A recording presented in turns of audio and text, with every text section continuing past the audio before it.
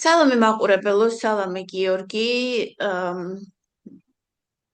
პირდაპირ დავიწყებ და ვაჯახებ მაყურებელსაც და გაჯახებ შენც. საქართველოს ნარკოვარიგობაში, ამ სიტყვას ვიხმარ, ნარკოვაჭრობაში და დადანაშაულებულმა და ამისთვის დაჭერილმა პირმა და პედოფილიაში ჯერ კიდევ ადრე ხსენებულმა რუსმა საქართველოში დაგვინიშნა პატრიარქი და აი ამ მდგომარეობაში ვარსებობთ დღეს და აი ამ სიტუაციის სიმძიმე და სისაძაგლე განვიხილოთ. პირველ რიგში მოგესალმებით, დიდი მადლობა მოწვევისათვის, ძალიან სასიამოვნოა თქვენს პლატფორმაზე საკუთარი საწუხარის გაჟღერების შესაძლებლობა რომ მეძლევა. თქვენ გამოირჩევით ამ თვალსაზრისით ობიექტურობით, პირდაპირობით და რაც ყველაზე მნიშვნელოვანია სამართლიანობით. ამიტომ მეც ვეცდები რომ ამ ჭრილში განვიხილოთ საკითხი და მაშინ ქრონოლოგიურად მივყვეთ თუ რა ტიპის დამაკავშირებელი ხიდები არსებობდა ილარიონ ალფეევსა და საქართველოს შორის. და შემდეგ უკვე პერსონებზეც გადავიდეთ თუ მისთან ჰქონდა მას მჭიდრო და ახლო ურთიერთობები.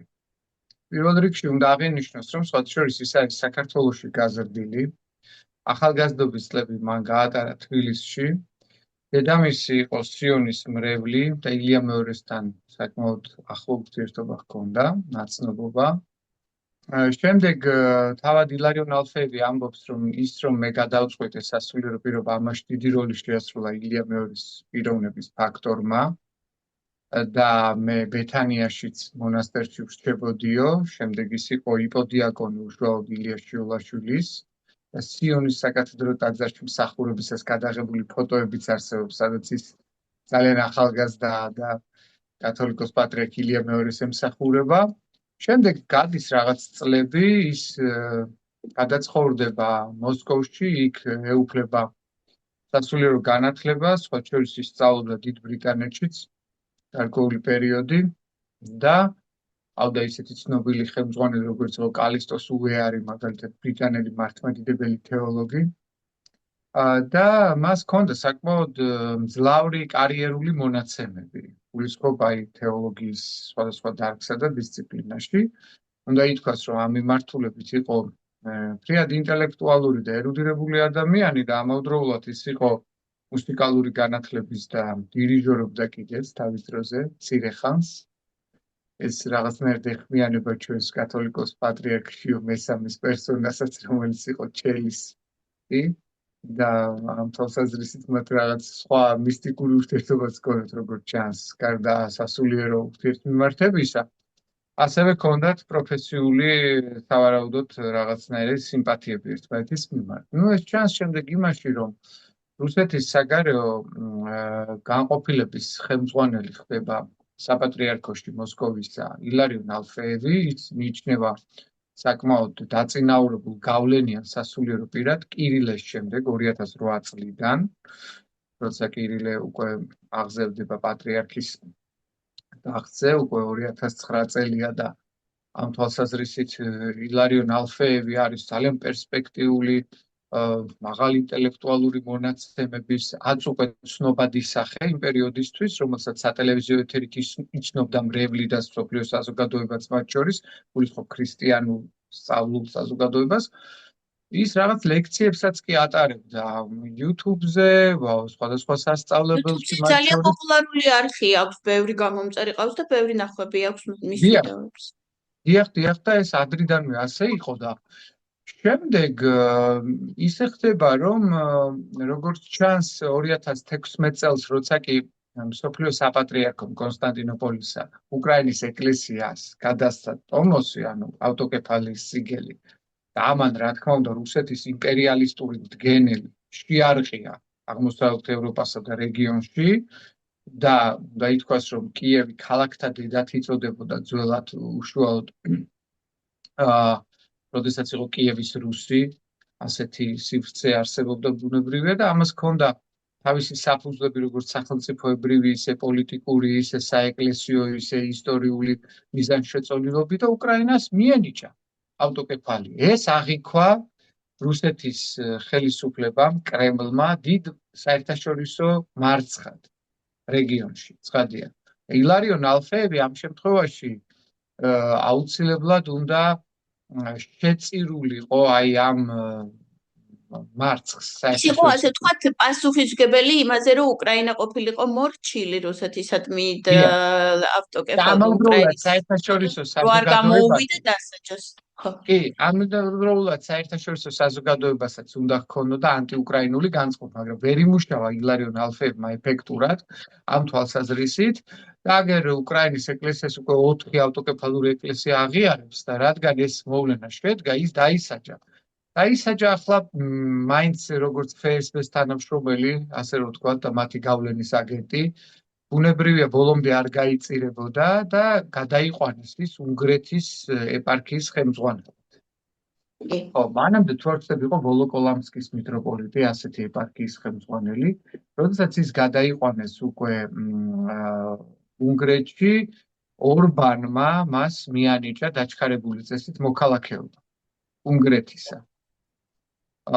უნდა ითქვას, რომ კირილთან ცოტაოდენ გაუფუჭდა ურთიერთობა ილარიონ ალფეევს, რადგან ის აღარ იყო პოპულარული, მას არ და იწვევდნენ. მე საერთოდ სკანდალი, ხო, მივიდეთ სკანდალამდე. საბოლოო ჯამში იქამდე მივიდა მოვლენები, რომ მას ერთი რომ დაუფიქსირდა პირად მოხმარებაში მრავალმილიონიანი საცხოვრებელი სახლის შეძენა, აგარაკები, ფეშენებელური ავტომობილები და ასე შემდეგ.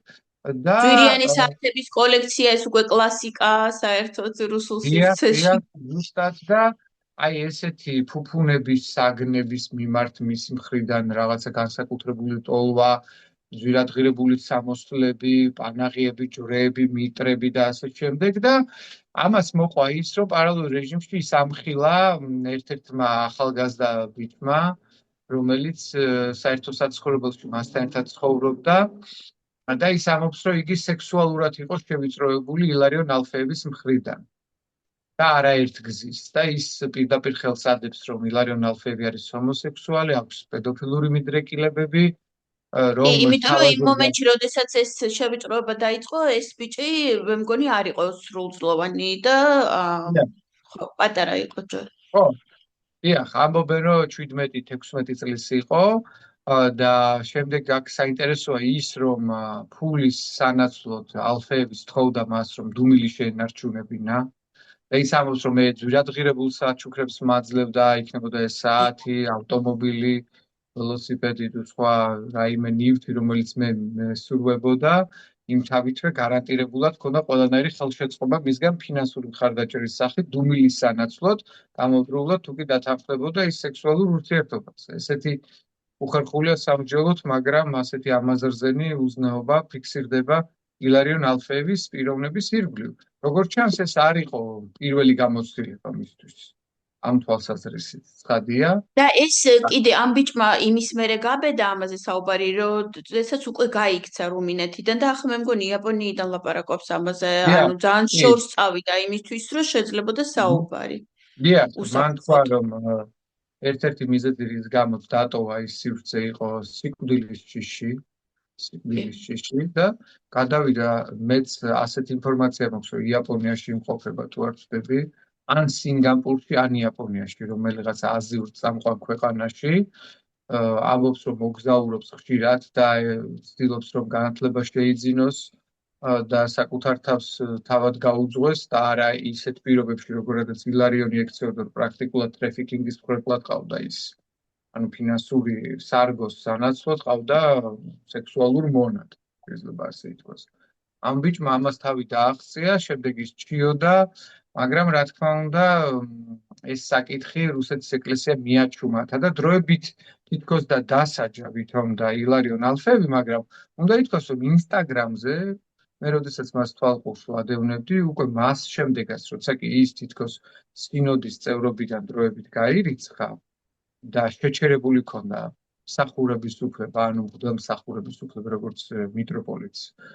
ის მაინც ატარებდა წირვალოცვებს სხვადასხვა მონასტერში, მათ შორის უნგრეთშიც და უწყვეტ რეჟიმში ქადაგებდა, სატელევიზიო გადაცემებში მონაწილეობას იღებდა, დებდა ვიდეო ქადაგებებს YouTube-სა და Instagram-ზე წერდა სხვადასხვა სტატიებს და ამავდროულად ამა თუ იმ მონასტერსა და ეკლესიაში წიროს აღალვებს და ანუ ეს რაღაც შეიძლება ითქვას, რომ თვალის ასახვევად იმისათვის, რომ დამცხრალიყო მის ირგვლივ ეს ეპატაჟური და სკანდალური ციებ-ცხელება და ტემპერატურული დუღილი, ვითომ ოფიციალურად რუსეთის ეკლესია მის დროებით გარკვეულ სასჯელს დაუქვემდებარა. სინამდვილეში არანაირი დასჯა მის მიმართ და სანქცია არ განხორციელებულა საეკლესიო თვალსაზრისით. და არც იურიდიულ თვალსაზრისით, იმიტომ რომ სექსუალური შევიწროება ჩვენ ვიცით, რომ საერო კანონმდებლობითაც დასჯადი ქმედება ნებისმიერ ევროკავშირის წევრ ქვეყანაში და ასეთი არის უნგრეთი და მასზე არ აღიძრა საქმე, იმიტომ რომ ორბანი იყო მისი ლობისტი და მფარველი. შემდეგ მომენტში მე იმდენად უკვე ძალიან სკანდალური და სასირცხვილო გახდა ეს სიტუაცია, რომ ორბანგემაც კი მოიშორა, მე მგონი და თუ ქვეყნიდან გააძევა თუ რაღაცა მსგავსი მოხდა მას დღეს. კი, საბოლოო ჯამში ორბანის დისტანცირდა მისგან, იმიტომ რომ როგორც ჩანს ის შემთხვევითი არ არის, რომ ის ავტომობილში აღმოაჩინეს სულ ახლახანს ნარკოტიკული ნივთიერებების საკმაოდ დიდი რაოდენობა და სავარაუდოდ იცოდა ეს უნგრეთის ხელისუფლების წამყვანმა ნომენკლატურამ, მაგრამ იმის გამო, რომ რუსეთისგან რეალურად მას ჰქონდა კარტ ბლანში და ასევე ის იყო პარტნიორი პუტინისა, გულისხმობ ორბანს, რა თქმა უნდა, ბოლომდე არ გაწირეს თავის დროზე ის და არ დაამონათეს და არ გამოამზეურეს მისი ჩაუგნელი საქმეები. ამის გონივრული ეჭვი არსებობს, სხვადასხვა ჩვენ არ გვაქვს დამადასტურებელი საფრთხეები და მტკიცებულებები, მაგრამ ლოგიკური გარე დათვალიერებით ფაქტია, რომ ეს არ იქნებოდა მისთვის რაღაც პირველი შემთხვევა, იმიტომ რომ კოლოსალურ თანხებს წვდება ის უძრავი ქონება, რომელიც მას გააჩნია და ხელფასით უბრალოდ ასეთი ტიპის შენაძენი ვერ გექნება უნგრეთში. თუ არა რაიმე გვერდითი შავი შემოსავალი, რომელიც აი პრაქტიკულად გამოჩნდა როგორ კონვერტირდა მის ცხოვრებაში, ხო? აი სასახლეები, ვირადღირებული ავტომობილები, ვოიაჟები, სხვადასხვა კუნძულებზე გართობა, დასვენება, მუდმივად განმოსული სიარული და ასე შემდეგ. საუბედუროდ ამ პიროვნებამ 2017 წლის 1 ნოემბერს, როცა ის ჯერ კიდევ რუსეთის ეკლესიის საგარეო განყოფილების ხელმძღვანელი იყო, საქართველოში ვიზიტი განახორციელა, შეხვდა კათოლიკოს პატრიარქ ილია მეორეს, თითქოს და საქართველოს საპატრიარქომ აჩვენა იმის საილუსტრაციოდ, რომ შეხვედრისას არაფერი მსგავსი არ თქმულა მოსაყდრეშიოზეო და ეს რა თქმა უნდა სასაცილოა, რადგან უნებრივია ვიდეო ფილმზე ეს არ იქნებოდა აღბეჭდილი შეხვედრისას ოფიციალურ მისალმებაში ურთიერთ მოსაზრებების გაცვლა, რაში გამოიხატებოდა და კამერებს მიღმა რაც იყო და შემდეგ თუნდაც ღამის საათებში რაღაც კონფიდენციალური შეხვედრა რომ ყოფილიყო, ვინმე ამაზე დაგვაზღვევს ჩვენ და გარანტირებულად გვეტყვის, რომ ეს ასე არ იყო. ამიტომ საპატრიარქოს მხრიდან იმის მცდელობა, რომ აირიდოს პასუხისმგებლობა ილარიონ ალფეევის ჩარევის საკითხზე, რა თქმა უნდა, არასერიოზულია და ყოველგვარ საფუძველს მოკლებული და სასაცილოც კი. ერთი წამის შეგაწყვეტინებ, გიორგი, თუ შეიძლება, მე მგონი შენ მიკროფონი დაგიჯდა და რომ მოხსნა ტელეფონიდან საერთოდ კავშირი რო და იმასთან შეიძლება უკეთესად ისმოდეს ხმა ამ შემთხვევაში. კეთილი. ხო, ასე ჯობია. დიახ. ამიტომ უნდა ითქვას, რომ პრაქტიკულად ამ შემთხვევაში ილარიონ ალფეევის ვიზიტიდან დაახლოებით 3 კვირაში, ეს არის 2017 წლის 23 ნოემბერი, საქართველოს კათოლიკოს პატრიარქი მოწმენდი. აი აქ სანამ ამაზე გადმოვალთ, ამ წელს რა მოხდა იმაზე, მანამდე რომ განვიხილოთ თვითონ, ანუ შიო რო წარადგინა ჩვენთან და ილიას დაუნიშნა მოსაყდრედ. აი ეს მომენტი როგორ მოხდა? ეს ილიამ იმიტომ მიიღო შიო, რომ ალფეევი მანამდეც, ასე ვთქვათ, იცნობდა ალფეევს და პატივცემდა, თუ იმიტომ, რომ ალფეევს ეს დავალებული ქონდა მოსკოვიდან, თუ რამ განაპირობა ის, რომ ეს შედგა მთლიანად ეს რუსული კომბინაცია? ხო, უნდა ითქვას, რომ ეხლა თავად მიტროპოლიტი შიო, ვიდრე ის კათოლიკოს პატრიარქი გახდებოდა, ცხადია, მანამდე მას ჰქონდა რუსეთთან საკმაოდ მჭიდრო ურთიერთობები, ის რუსეთში საქართველოს ეკლესიის ერთ-ერთ სამრევლოსაც ხელმძღვანელობდა, მანამდე სწავლობდა ტიხონის ჰუმანიტარულ მეცნიერებათა უნივერსიტეტში, ასე სხვადასხვა კურსები გაიარა, თორსტების ზაგორსკშიც, მანამდე კიდევ ვითომ ბათუმის სემინარიშიც. აქვე აღსანიშნავია ის, რომ ეს ყველა სასწავლებელი მან დაუსწრებლად დაამთავრა. ესმით, ანუ პრაქტიკულად მას აჩუქეს ყველგან დიპლომი. მაგრამ მქონდა რა კონტაქტები რუსეთის გავლენიან საეკლესიო წრეებთან, გონივრული საფუძველი და ეჭვი არსებობს, რომ ჩვენ შეიძლება ხელთ არ გქონდეს ამის დამადასტურებელი დოკუმენტი, მაგრამ უბრალოდ ძალიან უცნაური დამთხოვებია ამ კუთხით, რომ ილარიონ ალფეების ვიზიტიდან 3 კვირის თავზე გიორგობის დღესასწაულზე ილია მეორე, ისე რომ ის ჯანმრთელია, რომ მოქმედი კათოლიკოს პატრიარქია, ისე რომ არც გადადგა, არც მისი გარდაცვალება დაფიქსირდა, სახელდება ილია მეორის მოსაყდრად. რატომ, რისთვის, რა აუცილებლობა და საჭიროება ამისათვის, ხო? პრაქტიკულად არაფერი, მაგრამ გამომდინარე იქიდან, რომ 2016 წელს უკრაინაში მარცხი განიცადა რუსეთმა, დიდი შიში იგრძნო ფსმ-ს, რეგიონს ეს წალი არ მოსდებოდა პროტესტისა და ანტირუსული განწყობისა და სამართლიანი განწყობისა უნდა ითქვას და იმთავითვე მათ ყველაფერი შეიძლება რომ შიო იმიტომ დაუნიშნა, რომ ილია ეკონტროლებინა უკრაინის საკითხში რუსეთმა, რომ მოსკოვმა შიო იმიტომ მიუჯინეს ასე ვთქვათ ილიას. არც ეს არის გამორიცხული, მაგრამ უფრო მეტად მე ვარაუდობ, რომ ალბათ იმიტომ რომ ძალიან დასუსტებული და დაუზურებული იყო ილია მეორე და მუდმივად ყოველდღიურად მოსაოდნელი იყო მისი ბუნებრივი გარდაცვალება. გესმით, იმდენად უძლური იყო. ხა, როდესაც ეს მოხდა 2017 წელია, ხო? ანუ პრაქტიკულად ილია მეორე იყო 83 წლის თუ არ ვცდები, ხო? ანუ ეს არც ისე ახალგაზრდა ასაკია და თან თვითონ მუდმივად უჩიოდა ჯანმრთელობის სხვადასხვა პრობლემებს. ხო, და ეს ნიშნავს იმას, რომ სინამდვილეში ძალიან მაღალი იყო საფრთხე მისი გარდაცვალებისა და ამიტომ შიშობდა რუსეთი და აგერ ნარიშკინის უწყებამ პირდაპირ გააკეთა განცხადება, ხომ ანუ რაც შუაშია საქართველოს ეკლესიის ავტოკეფალია და მისი კათოლიკოს პატრიარქის თანამდებობა რუსეთის საგარეო დაზვერვასთან, როდესაც არც კი დამალა ნარიშკინის უწყებამ და პირდაპირ თქვა, რომ ჩვენ შეშფოთებული ვართ, რომ ვითომ გამოიგონეს, რომ სოფლიო საპატრიარქო ერევა საქართველოში არჩევნებში რომ პატრიარქი უნდათ რომ გაიყვანონ ვითომ პროდასავლური პიროვნება, თქვათ გავიდა პროდასავლური პიროვნება, ან თავისთავად დაირჩიეს, ან რაღაც ზეგავლენებით. ნარიშკინის უწყების რა წილია მან და რა ინტერესი. ხო, ანუ ხო წარმოგიდგენიათ, როგორი შიში აქვს, როგორი ჩაციკლა აქვს საქართველოს ეკლესიაზე მათ.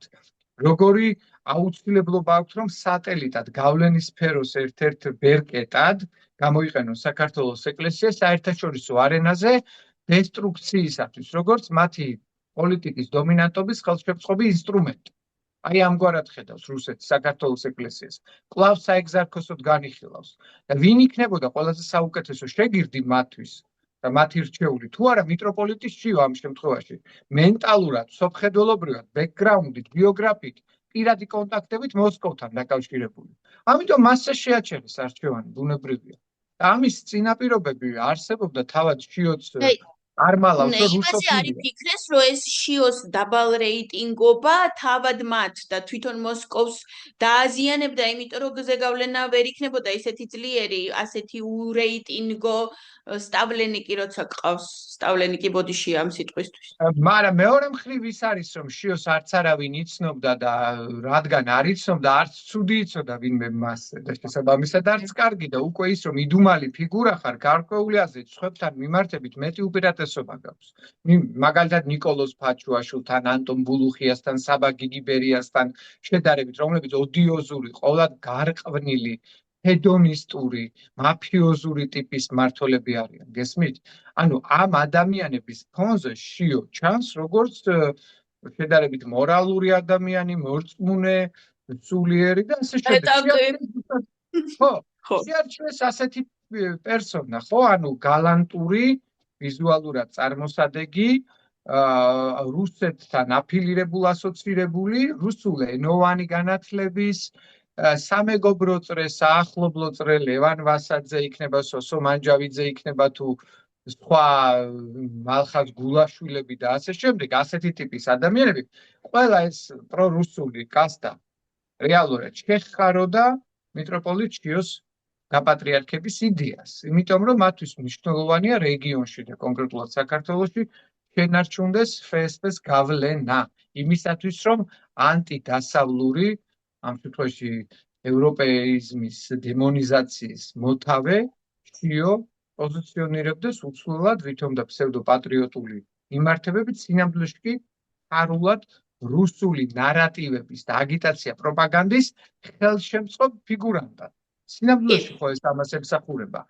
ამიტომ შიომ არც კი დამალა, ნახეთ, ორჯერ გამოჩნდა ის პუბლიკაში, ღიად, პირველად იყო 21 წლის 5 ივლისს, როცა მთელი თბილისი აცებინა მან ალტინფოს და დაალოცა ეს ძალადობრივი პოგრომი და ორკებმა პრაქტიკულად გადათელეს ადამიანები და იქ 80-მდე ჟურნალისტი სცემეს და კიდევ ბევრი ადამიანი დაშავდა და ერთი გარდაიცვალა ლექსო ლაშქარავას სახით და ამაზე არავითარ პასუხისმგებლობას ის არ გრძნობს და ეს ცოდვა მას მხრებზე აწევს ბუნებრივია იგივე ანდრია ჯაღმაიძეს რომელმაც თქვა რომ საპატრიარქო რატო უნდა გრძნობდეს პასუხისმგებლობას ლექსო ლაშქარავას გარდაცვალებაზე და მღვდლები ურტყავდნენ და სცემდნენ ამ ხალხს და იმ გოგონას რომელსაც გადაეფარა ლექსო ლაშქარავა არც მალავს ეს გოგონა ხო ამ ისტორიას როდესაც ყვება ეს ჟურნალისტი სალომე ბაღათურია თუ არ ვწდები გვარი თუ სწორად მახსოვს ხო და ვინც ყვებოდა როგორ უმკლავდებოდა ლექსო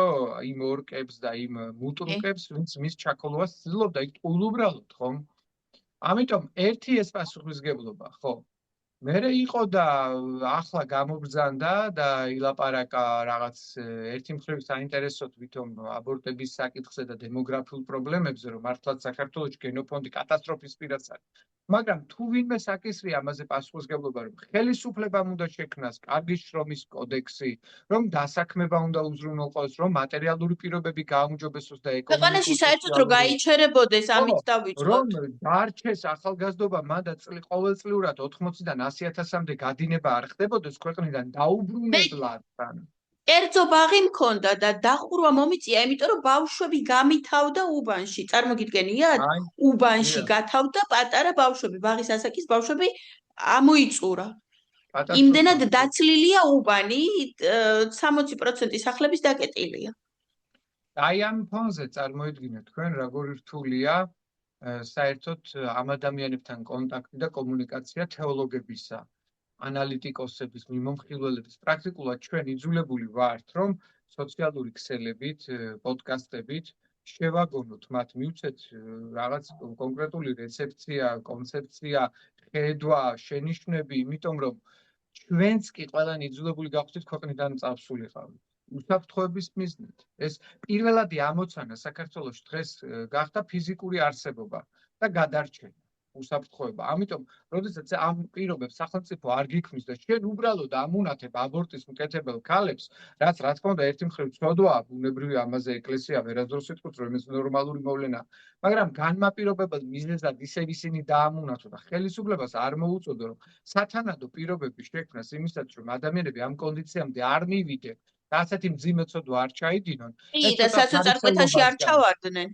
ხო და ეს ცოტა ფარისევლობას გავს და ამიტომ არ უნდა გახდეს შიო მესამე პარტიული პატრიარქი და არ უნდა ემსახუროს ქართული ოცნების ინტერესებს მას თუ უნდა შემრიგებლობა თუ უნდა რომ საერთო სახალხო სულიერი მართველი იყოს პასუხისმგებლობა ყველაზე უნდა იყოს და უნდა იყოს ობიექტური და პირუთვნელი მაგრამ ის ხედავთ როგორი მოკრძალებით და როგორი შიშნარევი რიდით არის ბატონო ბიძინა ხო ესეთი დამოკიდებულებით და საბოლოო ჯამში ეს წარმოაჩენს ეკლესიას უკვე მხარეთ და ჩემი ღრმა რწმენით და ვარაუდით რაც სულაც არ მიხარია წმინდა ადამიანურად საქართველოს ეკლესიის გავლენაც და მრევლზე ასახული აი ეს აპათია და ნიჰილიზმიც უფრო განღრმავდება იმიტომ რომ შეუძლებელია მიხვიდე იქ სადაც ხედავ რომ პარტმუშაკები არიან სადაც ხედავ რომ რეალურად არიან კონიუნქტურის მსახურები ემსახურებიან ანტიდასავლურ პროპაგანდას არიან ცენზურის მომხრე და შიომ ეს გააჟღერა რომ კანონმდებლობით უნდა შეიზღუდოსო გამოხატვის თავისუფლება გესმით ანუ ისინი სიყვარულით სახარების ქადაგებით მისიონერობით ვერ ითვისებენ საზოგადოების ნდობას ვერ მონუძღეს ხალხი ვერ თააგონეს მრევლს და ახლა ჭირდებათ პოლიტიკური ბერკეტები და სოციალური იმისათვის რომ დაამონათონ, დაატყვევონ შიშის, წნეხის და ზეწოლის ქვეშ ამყოფონ ჩვენი საზოგადოება და ამიტომ კანონმდებლობით უნდათ ეხლა იმუნიტეტის და პრივილეგიების მიღება ხელისუფლებისგან და ქართული ოცნებაც ამას ხელს უწყობს. იმიტომ რომ ერთი და იგივე ამოცანა აქვთ მათ ჩაახშონ თავისუფალი კრიტიკული სიტყვა საზოგადოებაში და ქვეყანა აქციონ ივანიშვილის ჰოლდინგად და კორპორაციად. ბოსტნად უხეშად რო ვთქვათ. მისი პირადი ახირებებისათვის. და ეს საშიშროება დიდია და ძალიან დასანანია რომ ავანგარდში საქართველოს სამოციქულო ავტოკეფალური მართლმადიდებელი ეკლესიაც წამყვან როლს ასრულებს. დიახ. ასე ნამდვილად. აი ასეთ მძიმე მდგომარეობაში ვიმყოფებით ერთის მხრივ და ეს ძალიან რთულია ამის ყურება და ამის მოწმეტყოფ და მაგრამ მეორე მხრივ ამაში დადებით შეიძლება დავინახოთ ის რომ მთლიანად ეს ინსტიტუტი და ეს კგბ-ს ოფისი და კგბ-ს შექმნილი სისტემა დაკარგავს რეიტინგს და დაკარგავს გავლენას ადამიანებზე. რაც სასიხარულოა საბოლოო ჯამში და ის დაკარგული რეიტინგიანი და რაღაცა ძალიან ბოლო მერე რაღაცა წლების მერე ნოლამდე დასული ინსტიტუცია შეიძლება ან გაუქმდეს ან რაღაცნაირად ტრანსფორმირდეს უკვე სახალხოში და ნამდვილში და რაღაცნაირად მისაღებ ეკლესიაში. და აი ამ გრევის პროცესის მოწმეები გავხდებით ალბათ ჩვენ აი ეს უახლოესი წლები. უნდა ითქვას, რომ ამ პროგნოზს ბევრი ანალიტიკოსი აკეთებს თეოლოგებიდან, მათ შორის მეც მაქვს ეს განცდა და შეგრძნება ინტუიტურად, რადგან ყველა წინაპირობაა იმისათვის, რომ ეს ფორმაცია, ეს წყობილება, ეს კოლექტივი, რომელიც საპატრიარქოს მენეჯმენტში, ადმინისტრაციასა და ორგანიზაციულ ნაწილში არის გაბატონებული, ვერ დაელაპარაკება საკუთარ მრევლს, როგორც მშობელი, როგორც მეგობარი, როგორც თანამემამულე, როგორც თანამზრახველი, როგორც ქრისტოცენტრული, იმიტომ რომ მათთვის მხოლოდ სამი ყველაზე მნიშვნელოვანი პოსტულატი არსებობს ცხოვრებისეულ კრედოში. პირველი კრედო არის სექსი, მეორე არის ძალაუფლება, მესამე არის ფული. და აი ეს კასტა იერარქიის და სამღვდელოების ძირითად ნაწილს ვამბობ, მე არა ყველას, მაგრამ უმთავრესად მაინც უმრავლესი მათგანი ემსახურება ამ სამი ამოცანის ეგოცენტრულ პრიზმაში განხორციელებას.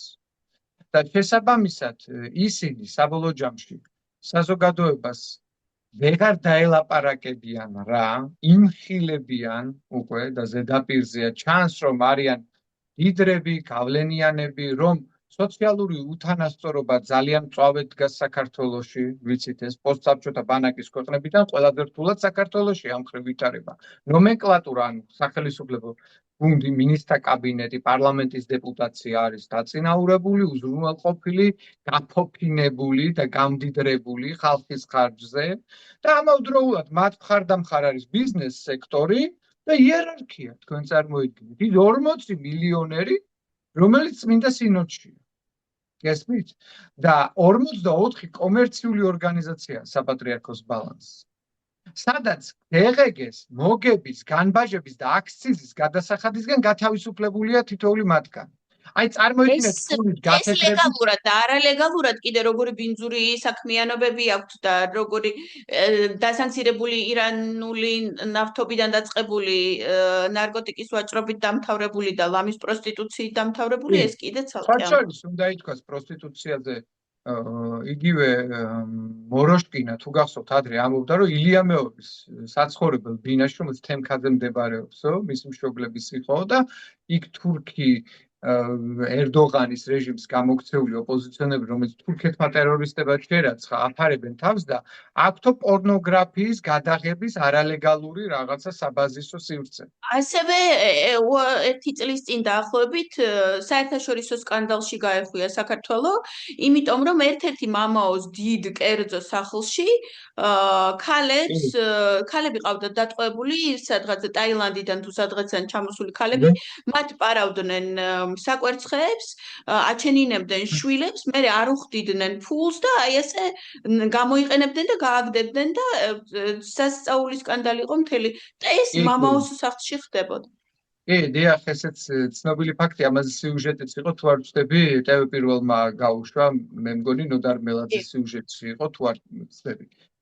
და აი ძალიან საინტერესოა ისივე ანდრია ჯაღმაიძის პერსონა, როდესაც აგერ ერთ-ერთმა სპეცრაზმელმა, რომელიც გაიქცა ამერიკის შეერთებულ შტატებში და ეხლა ხანს მიიღო თავშესაფარი, განაცხადა, რომ აი 21 წლის 5 ივლისს როდესაც ხდებოდა მასობრივად ხალხის დარბევა, მითითებებს გვაძლევდა ანდრია ჯაღმაიძეო. გესმით? ანუ ვინ ეცემათ, ვის როგორ მოპყრობოდნენ, ამაზე დირექტივებს ანდრია ჯაღმაიძე იძლევა და შემდეგ უკვე ერთ-ერთმა ყოფილმა პოლიციელმა, რომელიც გაქცეულია დღესაც საქართველოდან, ეს უკვე სხვა პიროვნებაა, ამბობს, რომ სიუჟეტიც დაიდო ინტერვიუს სახით, როდესაც ის ეკა კვესიკაძეს აძლევს ინტერვიუს მესენჯერის მეშვეობით, ვიდეო ჩართვით, ის აცხადებს, რომ ანდრია ჯაღმაიძე წყვეტდა თუ რომელი ბარი გამღვდელი, ანუ ნარკომოვაჭრე, დაეჭირათ და რომელი არა.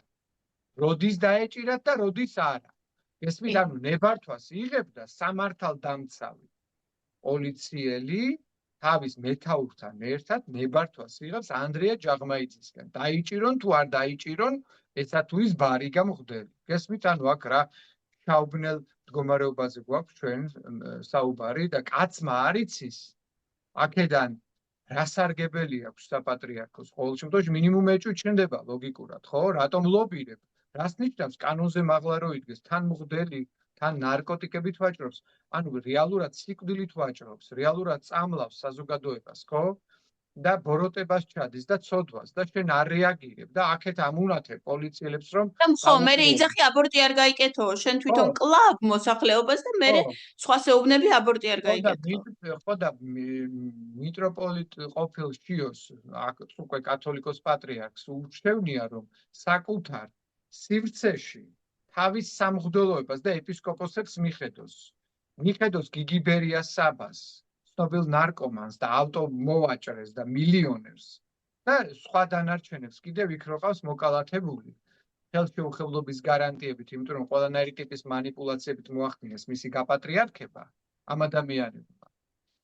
და დღესაც ისინი სარგებლობენ იგივე უფლებებით და გავლენებით და პრივილეგიებით, რომელიც მანამდე ჰქონდათ. ხო, ამიტომ ის მითიც, რომ შიო მუჯირის ნეობრივი კაცია, უფრო წმინდა პიროვნებაა და მოინდომებს ეკლესიაში სასიკეთო გარდაქმნების, რეფორმაციის, განწმენდის და კათარგზისის მცდელობებსო, ჯერჯერობით არათუ სრულდება საპირისპირო სურათს ვხედავთ ჩვენ. და მე ძალიან სკეპტიკურად ვარ უკვე განწყობილი, იმიტომ რომ ის თითქმის ერთი თვეა, ხო, რაც უკვე კათოლიკოს პატრიარქია და ამ თვალსაზრისით მას ჯერ არაფერი განცხადება არ გაუკეთებია. რა გენგეგმა, რა პროექტები, რა პროგრამა აქვს მას იმისათვის, რომ ეკლესიაში მოხდეს სერიოზული გადახალისება, რებრენდინგი, რეორგანიზაცია და რაღაც სხვადასხვა ტიპის რეფორმაცია. არაფერზე არ საუბრობენ ისინი. არა, გუშინ განაცხადა, რომ ჩვენ თურმე სიტყვა თავისუფლება არასწორად გვესმის და სუვერენიტეტია რეალური თავისუფლება და უკვე კრემლისტური სიტყვებით დაიწყო საუბარი.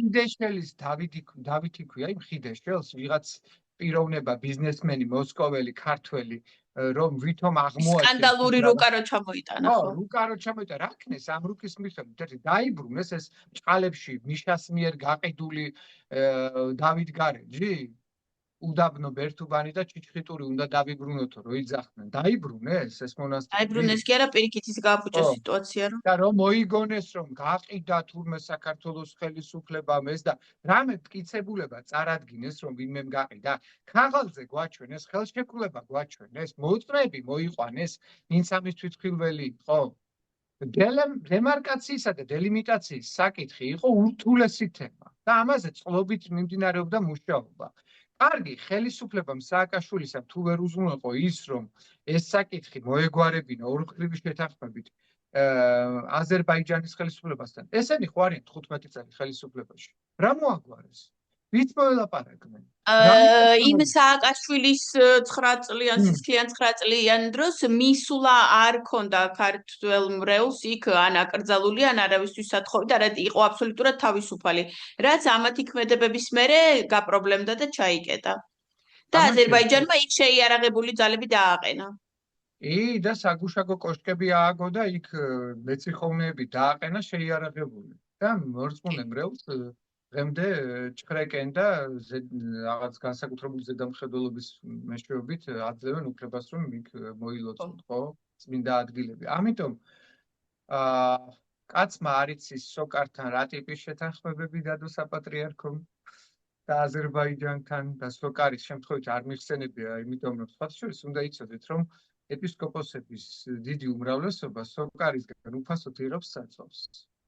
ალობებზე, რომ იცოდეთ ეს, და ეს არ მგონია, რომ შემთხვევითი იყოს. რა წილი აქვს ახლა? კი, რა თქმა უნდა, რაღაცის სანაცვლოდ არის ეს ყველა. რა ინტერესი შეიძლება ქონდეს შიიტურ აზერბაიჯანს, რომელიც არის ისლამური საზოგადოება, ხო? ეპისკოპოსებთან მიმართებით რა პიეტეტი და განსაკუთრებული კეთილკრძალულება და ხმამოწიწება უნდა ქონდეს. მაინტერესებს თუ არა რაღაცა შორს მიმავალი ზრახვები და ურთიერთთანამშრომლობის იატაკქვეშა შეთანხმება. მე სხვათა შორის ამაზე ბევრი მე ვფიქრობ, რომ ერთ-ერთი შეიძლება იყოს ის საკითხი, რომ ის აიათოლების უნივერსიტეტი როა ჩვენთან გახსნილი, ამ ფაქტზე თვალის დახუჭვა და ანუ იმ უნივერსიტეტის და ესეთი ძალიან რადიკალური ისლამის მრევლი რო იზრდება საქართველოში და ჩვენ გვყავდა დიდი ხნის წინ, დიდი ხანია უკვე გვყავს ჩვენი ქართველი მუსლიმები, მაგრამ არასდროს ქართველ მუსლიმს თავზე არ დაუხფარავს რაღაცა და ანუ ესეთ თავშეკრული არ დადიოდა, ახლა დაიწყეს ბოლო წლებში. ანუ ის რომ ისლამის რადიკალიზაცია მიდის საქართველოში, ამაზე თვალის დახუჭვა რა თქმა უნდა. ხო და ამიტომ ეს ძალიან საშიშ სიმპტომებს ატარებს და საშიშ რაღაც გარემოებებს ქმნის. ამიტომ სახელმწიფო უსაფრთხოების სამსახური იმით კი არ უნდა იყოს დაკავებული, რომ რაღაცა ესე იგი იქ შოუ ბიზნესის წარმომადგენლების პირად ცხოვრებაში იქექებოდეს და მათ მე დამსდევენ და ამით არიან დაკავებული. ის არა მეც დამსდევდნენ და ყველას გვისმენდე, ხო, ტელეფონზე ტოტალურად ყველას გვისმენენ, ვინც ვაკრიტიკებთ მათ. ყველას. ასევე გვითვალთვალებენ, რას არ ცდილობენ და რომ ვერაფერი გამომინახეს, ესე იგი მე ცემა დამიპირეს, ხანსად დამხვდნენ და ხანსად და ბოლოს იძულებული გავხდით სოლშვილით დამეტოვებინა საქართველოს. რომ კომპრომატი ვერ მომიძებნეს ვერანაირი, ანუ ვერ ზნეობრივ მორალური სამოქალაქო ვერც რაღაცა პირადი ცხოვრებისეული, იძულებული გამხადეს წავსულიყავი მანდ და იმიტომ რომ მე გადადიან უკვე განადგურებაზე, ფიზიკურ განადგურებაზე გადადიან ადამიანის. ახლა დღეს რასაც აკეთებენ, რომ ტროტუარზე დგომისთვის ახალგაზრდებს აჯარიმებენ 5-დან 10,000-მდე. ფულად იჯარიმით, ახლა ამას როგორ გადაიხდი, ხო, ახალგაზრდა რო ხარ, ერთხელ ორჯერ მერე ვეღარ გადაიხდი და მერე აპატიმრებენ, გესმით და მერე აპატიმრებენ თან უშია 5 წელს, 6 წელს იქ რაღაცა, ვითომ ამბოხში შეთქმულები იყვნენ ესენი, ვითომ სახელმწიფო გადატრიალების მოსურნე იყვნენ და ასე შემდეგ, რაღაც აბსურდული, გაუგონარი, ტოტალიტარული წნეხი, რომელიც იქ არსებობს, ჩეჩნეთში ხდება ალბათ ანალოგიურად ყველაზე უახლოესი. და ამას ეკლესია უდგას გვერდში. და ხმას არ იღებს ეკლესია და პირდაპირ ახლა ანდრია ჯახმაიძე ამბობდა რომელ შეწყალებაზეა საუბარიო, ჯერ შეწყალება თუ იმეს უნდა მოინანიონო. ანუ ანდრია ჯახმაიძე რომ ამბობს სიტყვას მოინანიონ, ამაში რა იგულისხმება, რომ ესე იგი ისინი ანდრია ჯახმაიძის მხრიდან ბრალდებულნი არიან დანაშაულში. კი, და ანუ კობახიძის ბრალდებებს ანდრია ჯახმაიძე ხელს აწერს. ხო, და ადასტურებს. ამიტომ რაღა უნდა ლეგიტიმაციას აძლევს არალეგიტიმურ ხელისუფლებას. ამიტომ იმის დასამტკიცებლად, რომ ეს ხელისუფლება რეალურად ძალიან დიდ უნისონსა და სინქრონშია და სიმბიოზია პრაქტიკულად ეკლესიასთან, სერიოზული ძალიან. რაღა გვინდა იმის სამტკიცად მეტი. როდესაც ვხედავთ, რომ ერთი და იგივე პოზიციები აქვს კრიტიკულ აზრზე, ერთი და იგივე დამოკიდებულება აქვს დასავლეთის მიმართ, ერთი და იგივე დამოკიდებულება აქვს რუსეთის მიმართ, მამებლური ამ შემთხვევაში, ხო? რეგიონული პოლიტიკის მიმართ და ასე შემდეგ, ანუ და ყველა განსხვავებულად მოაზროვნე ადამიანის მიმართ. ხო და ეს ძალიან საშიში კასტა ჩამოყალიბდა. და ამ სიბინძურის ავანგარდში მოგვევლინა საქართველოს საპატრიარქო, რომელიც ყველაფერს რუსული ჟარგონი ვიხმაროთ, აპრავებს, ანუ ამართლებს ყველა ქართული ოცნების მავნებლურ ქმედებას ხან დუმილით, ხან კი პირდაპირ ხმამაღალი თანხმობით. ეს ერთი და იგივეა საბოლოო ჯამში. კარგი გიორგი, მაშინ დავასრულოთ დღეს და მე ისევ იმით მინდა დავასრულო, რით დავიწყე, რომ საქართველოს პატრიარქი დაუნიშნა პედოფილიაში მხილებულ და ნარკობარიგობაზე ჩეხეთში დაჭერილ რუსმა. მინდა რომ ეს ფრაზა ყველამ კარგად მოისმინოს და გაიაზროს. ძალიან რთულია საერთოდ ამის გააზრება, იმიტომ რომ იმდენად საშინლად ჟღერს, მაგრამ ყველამ უნდა გაიაზროს და მე აი ამ პრიზმით შეხედოს იმ ეკლესიას, რომელიც დღეს გვაქვს. კი, და მე უბრალოდ უნდა უთხრა საზოგადოებას, რომ სამწუხაროდ უკეთესობა არ იქნება ამ გარე გათვალიერებით, აი წინასწარი მონაცემებით, რა პერიპეტიებიც ახლა მიმდინარეობს ეკლესიაში. არავით არის სასიკეთო პროგრესი, წინსვლა და განვითარება ჩვენ არ გველის. ამის არანაირი რაღაცა ჰორიზონტზე ამოწვერილი არანაირი ნიშანი არ არსებობს. ნიშანი არ ჩანს. ამიტომ პირიქით ჩვენ შეიძლება ველოდოთ უფრო უარეს, უფრო ბრუტალურ, ივნეულ ნაბიჯებს საპატრიარქოს მხრიდან, რომელიც ქართული ოცნების მხარდამხარ, არ ვიცი მიზანმიმართულად, გულუბრყვილოდ თუ ტყვეობაში მყოფი გარემოებით ანგრევს ქართულ სახელმწიფოებრიობას და საქართველოს ეკლესიის ავტოკეფალურობას. მხოლოდ და მხოლოდ აი ამ ადამიანების პირადი გამდიდრების მიზნით და მოტივით. მეტი არანაირი მოტივი ამას არ აქვს. იგივე მოსაყდრე შიოს, რომელიც უკვე პატრიარქი გახდა, პატრიარქობის ბანკეტზე არც კი შერცხვა, რომ მთაწმინდაზე და ასეთ ფეშენებელურ გარემოში გაიხადა ძალიან ძვირფასი წვეულება და იქ სულ ხელოვნების სფეროს წარმომადგენლები, პოლიტიკოსები და ბიზნეს სექტორის წარმომადგენლები იმყოფებოდნენ, სადაც მაგალითად ყავაღირს 60 ლარი. აი ერთი ფინჯანი. ანუ იმ ფონზე, როცა ჩვენი მოსახლეობა არის ღარიბი და ღატაკი, მე არ ვარ კომუნისტი და სოციალისტი ცხადია. მაგრამ ადამიანურად ქრისტიანული საზომით მეტი სოლიდარობა, მეტი მოკრძალება, მეტი სისადავე და უბრალოება მართებდა მას. და ამ ხრივაც მან ის ილია მეორის მესჩანობა, ის მისი რაღაც სახმართ მოყვარეობა, ვერცხლის მოყვარეობა, ფუნების მოყვარეობა გადააჭარბა ყველაფერს ათმა და გადაიბარა და ისიც მაიბახი დადის, ისიც პრადოებით მოძრაობს, გესმით და ისიც დაცვით დადის და ისიც სულ რაღაც წვეულებებზე და მდიდარ საზოგადოებაში და პოლიტიკოსებში ტრიალებს, ხო და უბრალო გაჭირებული ადამიანის ბედი მან არ იცის, მას ცხოვრებაში არც მეტროთი უმოგზაურია. არც მგზავრია, არც ავტობუსით უმგზავრია, არც მიკროავტობუსით, ტაქსით ამჯდარა, საერთოდ ასოციალური პიროვნება წარმოდგენა არ აქვს. და არც 10 ლარად უყიდია არასდროს 9 კილო ხორცი. ხო, უნებრივია. ამიტომ ახლა მისთვის ძალიან იოლია, გესმით, რომ მოუწოდებს ხალხს, რომ 8 შვილი გააჩინეთ, 10 შვილი გააჩინეთ, ლევან ვასაძეს დავით თურმე. ლევან ვასაძის ქონება აგერ მილიარდს წდება. იმდენი აქვს, ხო? ხო და ამას მოუწოდებს ხალხს, რომ გამრავლდით და იყოლიეთ შვილები და ამაში რა თქმა უნდა არის სიკეთე, რომ ადამიანი გამრავლდეს და ეს ბუნებრივია ნორმალურია, მაგრამ ხო ვიცით, რომ ერთ-ერთი ფაქტორი, რის გამოც ვერ მრავლდება ესერი, არის სიღარიბე. ერთ-ერთი მიზეზი ეს არის, ხო? და ამაზე, ამის გამომწვევ მიზეზებზე ის არ საუბრობს, სახელმწიფო ძალებს ის არ მოუწოდებს, რომ ამ ხრივ შექმნან უფრო ნორმალური და ხელსაყრელი გარემო. პირიქით ამუნათებს ადამიანებს. იმ ადამიანებს, ვისაც თითქოს რატომ გიჭირთ, თითქოს მათი არჩევანი იყოს ახლა ეს. აი ესეთი უცნაური პარადოქსი გვაქვს. ყველაზე მდიდარი ეკლესია და ყველაზე მდიდარი ხელისუფლება, ყველაზე ღარიბ და ღატაკ მოსახლეობა დაცინოდეს, ამუნათებდეს და დირექტივებს აძლევდეს და ჭკუას ასწავლიდეს. აი ამაზე დიდი გროტესკი და ამაზე დიდი ამაზრზენი რა შეიძლება იყოს 21 საუკუნეში საქართველოსთვის. და ტრაგიკომიკურია ეს ყველაფერი, ხო? ტრაგიკომიკური, რუსული. ძალიან რუსული. აი ზუსტად რუსული მეთოდებია. იგივე ახლა ის რომ უნდათ აკრძალონ გამოხატვის თავისუფლება, რატომ რომ შიოს კონდეს ალიბი ხელშეუხებლობის და იმუნიტეტი, გესმით? რამე სიტყვი გააკრიტიკებს შიოს რელიგიურ გზნობებს ლახავ თურმე გეტყვიან. მერე და დაგასანქცირებენ, დაგაჯარიმებენ. აი, იმიტომ რომ შიოს სხვა ხედავს რომ ამ ეპოქაში ციფრულ სამყაროში, ხო, ის ესე იგი ვეღარ აუდის კრიტიკას. რეალურად არც იმის სიყვარული აქვს, არც იმის განათლება აქვს და პატიოსნება, რომ ამა ყველაფერს გაუმკლავდეს ქრისტიანული მეთოდებით და ამიტომ გადადის დასჯაზე და ძალადობაზე, ძალმომრეობაზე გადადის ის. როგორც მანქანა სახელმწიფო ზუსტად ისე პოზიციონირებს. აბა რა შეჭირდება მორწმუნე ადამიანს კანონებით ხელშეწყობა? თუ ის მართალია, ალალია და სუფთა, რა შემჭირდება? მე ახლა საკანონმდებლო ბაზამ გამიმყაროს ჩემი წონასწორობა საზოგადოებაში. ან რაღაცა პატივი და ჩემი ღირსება, რა თქმა მე თუ მე ღვთის წინაშე მართალი ვარ და ჩემი საზოგადოების წინაშე თუ პირნათელი ვარ. ხო, ანუ კი ბატონო, ასეა. კარგით. მაშინ კარგი დავასრულოთ. გიორგი, მადლობა დიდი და მადლობა დიდი და წარმატებებს გისურვებთ და ამაში წარმატებები ცოტა რთულია წარმოვიდგინოთ ამ გარემოებაში. გადარჩენას უფრო ვუსურვებ საქართველოს და ჩემ თავსაც ამ გარემოში რომ გადავრჩეთ ღმერთო გადაგვარჩინე. აი ასეთ მდგომარეობაში ვართ.